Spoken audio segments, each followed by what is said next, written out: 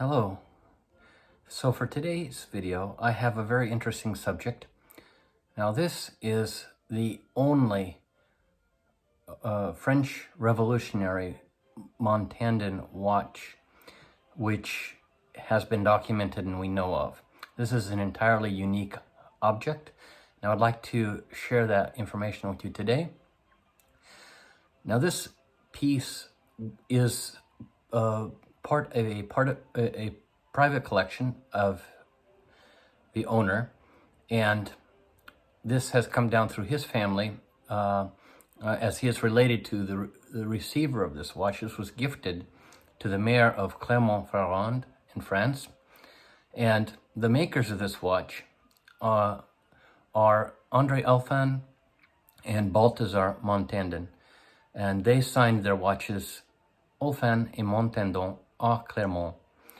Now this piece is very interesting. This was specifically made for a competition which was a proposed setup by this Citizen Gilbert Romme. Now this was a mathematician, and he had spent time during the Ancien Régime as a tutor to the Russian nobility in St. Petersburg. And I believe he counts among his pupils Count Stroganov. However, during the French Revolution, he became a singular figure in the revolutionary movement, and eventually he would be swept up by the revolution.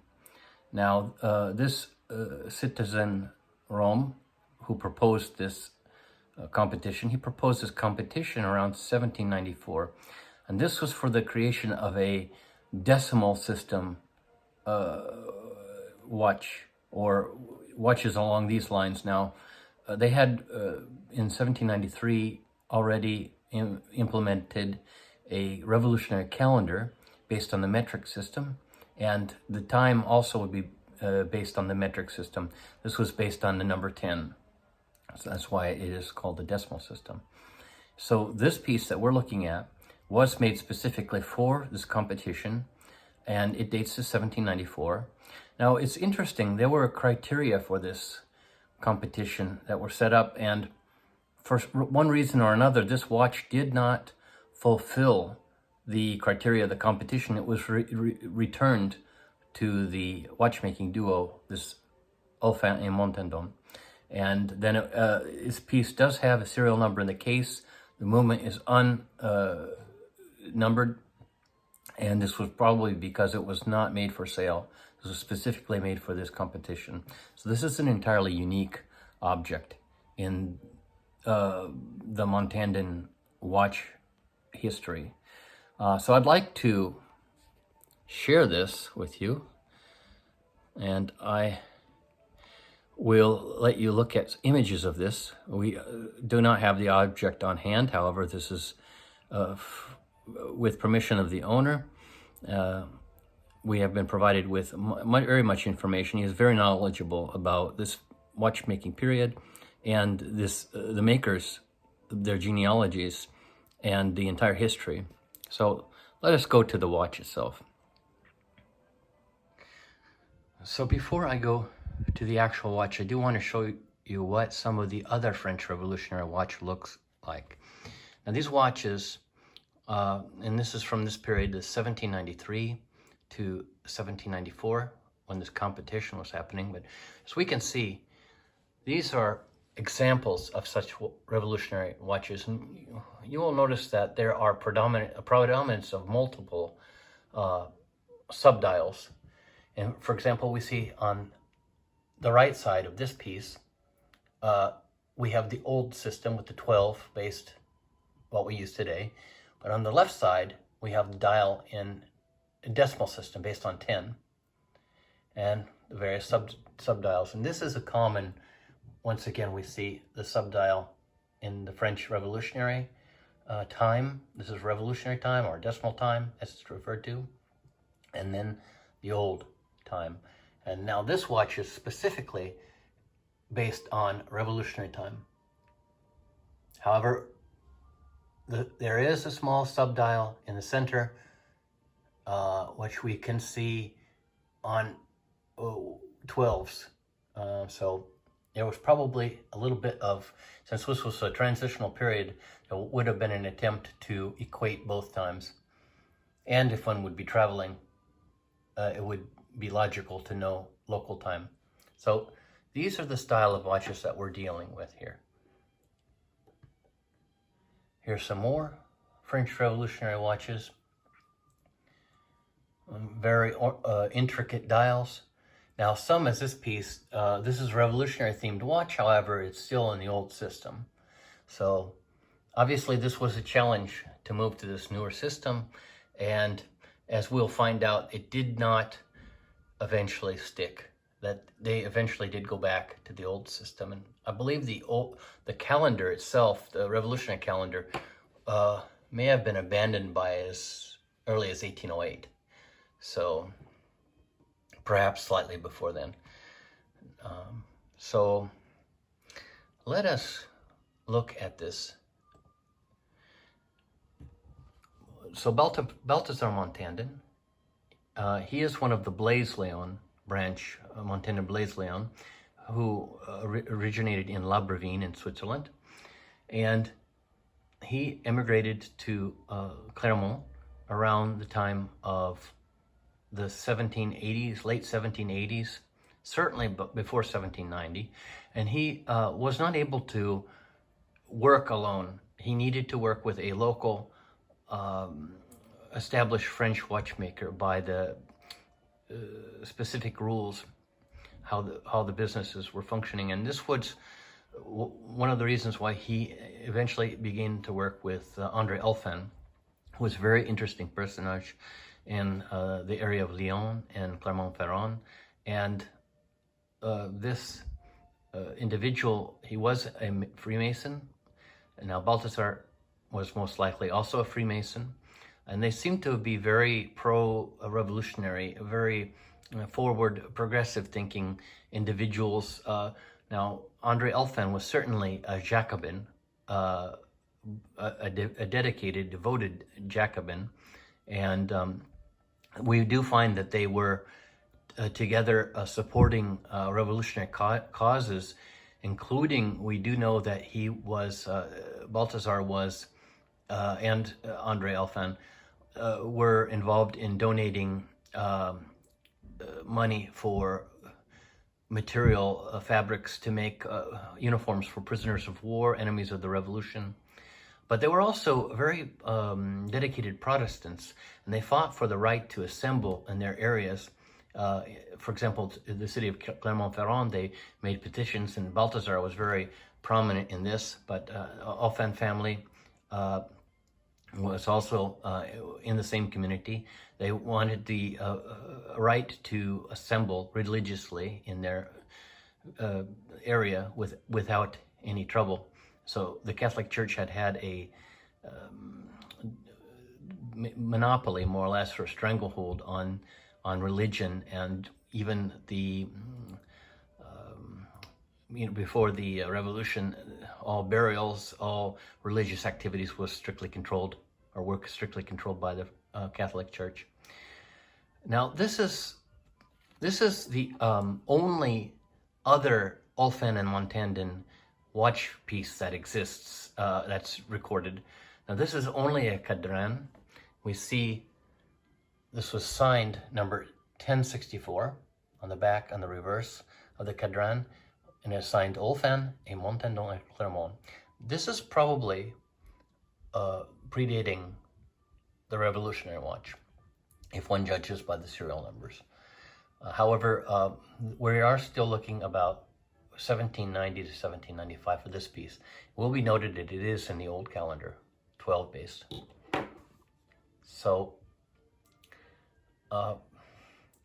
when we look, and I would like to show you now the this revolutionary piece, because it is an incredible,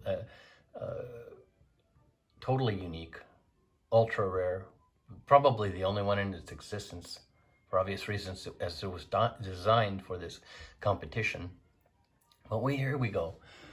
Now, this is the revolutionary watch. It does have the old system, 12 based, but the subdial, as we can see, is also, this is the revolutionary decimal time. And it is signed, of course, as usual, Olphan et Montandon, Clermont. And we do have other inside pictures with the poinçon or maker's mark for the case maker and what looks to be either DMN or DMV. Now we have speculated with the owner that it is quite possible that this case was made by a relative of Balthazar Montandon's, and this would have been David Francois Montandon Varoda.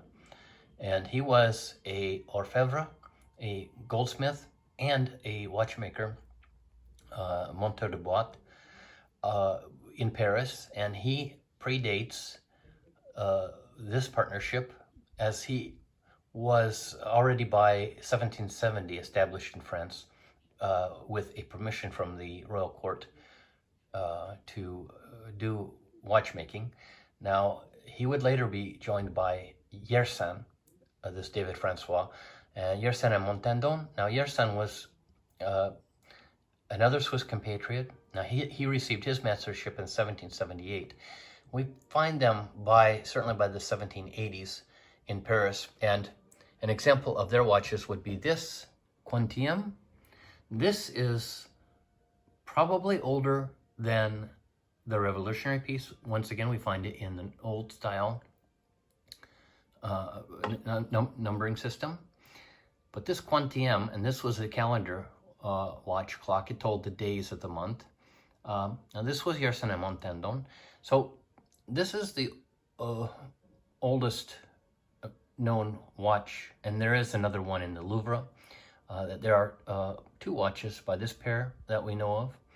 And so with this Balthazar Montandon and André Olphan, this is the only complete known watch made by this pair.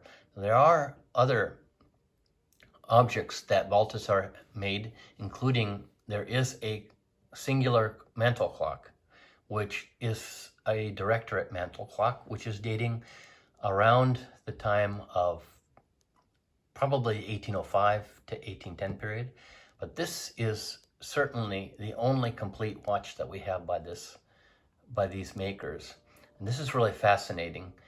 And we can look at, now this is a fusée piece, and we see the style of the movement, which is very interesting. I understood this to be a Berthoud style movement. May be wrong. Now we see, once again, poinçons and this initial for the case maker. But the movement is signed Olphan et Montandon à Clermont. This is a very beautiful piece, and its value is inestimable in the annals of Montandon watchmaking. But this is what one would call a museum piece. This is extremely precious. But this is a little bit about, now this is the Napoleonic era directorate clock that's only signed Montandon à Clermont. This is the Balthazar clock. So this would have been probably after the death of André Olphan. Now he died around, was it 1806? So we do not expect him to have participated at the end of his life. Now, Balthazar's child, Auguste Alront, this is an original picture from the 1850s. We don't have a picture of Balthazar, unfortunately.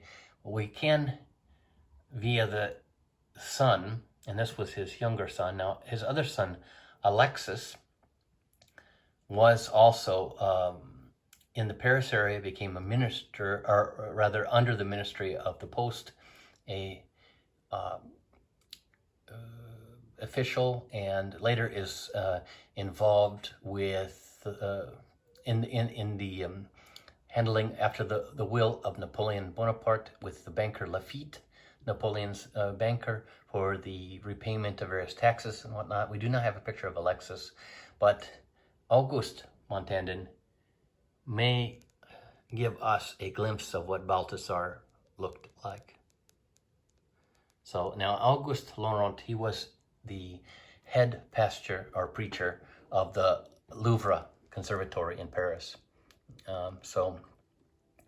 And he would remain in that position until 1876 on his death. This is a little bit of this interesting story about these early watchmakers. Now, Alexis was involved in entomology. We see this 1840 letter from the Société Entomologique de France, where he was the treasurer, and we see the certificates for this club that he issued to prospective new members. But this is a little bit of this history of these ancient watchmakers, and I specifically wanted to document the revolutionary watch because it is so unique, and this should be, for posterity's sake, fully documented and presented to the public. Now, it would be interesting if there are other such Olphan and Montandon pieces out there, and if there would be, it would be very good to hear from the owners. However, this is just a note for the record, and I hope it was entertaining, and I thank you for your time.